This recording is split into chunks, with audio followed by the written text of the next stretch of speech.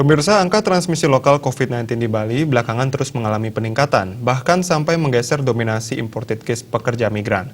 Bahkan secara kumulatif, kasus jenis ini sudah mencapai 292 orang, 50,17% dari 582 kasus yang ditangani Bali.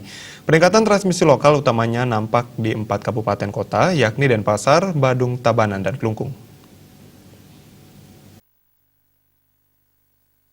Gubernur Bali Wayan Koster menyatakan munculnya kasus baru COVID-19 sebagian besar tanpa menunjukkan gejala atau orang tanpa gejala OTG, sehingga betul-betul tidak kelihatan apakah orang bersangkutan dalam status terkena COVID-19 atau tidak.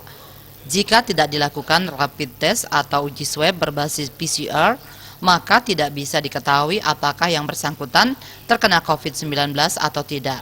Saat ini, Pemprov Bali sedang menggiatkan rapid test dan uji swab, terutama bagi yang bersentuhan dengan pasien positif COVID-19 serta para pelaku perjalanan. Saat aktif melakukan rapid test dan swab test, kasus positif COVID-19 meningkat. Menurutnya, ini merupakan satu hal bagus karena kondisi masyarakat yang berpotensi menularkan penyakit kepada orang-orang di sekitarnya dapat diketahui sejak dini. Penambahan kasus yang terkonfirmasi positif tetap harus dikendalikan bila dibandingkan provinsi lain. Penambahan kasus di Bali relatif kecil. Dalam hal jumlah kasus positif COVID-19, Provinsi Bali dahulu masuk ke dalam kelompok 10 besar di urutan ke-7 dan saat ini melorot ke posisi ke-13. Munculnya kasus baru COVID-19 ini sebagian besar tanpa menunjukkan gejala atau orang tanpa gejala OTG, sehingga betul-betul tidak kelihatan apakah orang ini dalam status terkena COVID atau tidak.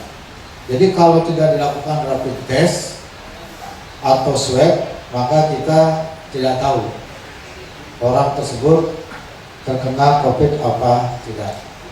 Tapi sekarang kita di Provinsi Bali sedang menggiatkan rapid test dan swab untuk mengetahui status seseorang, terutama yang bersentuhan dengan pasien yang positif COVID.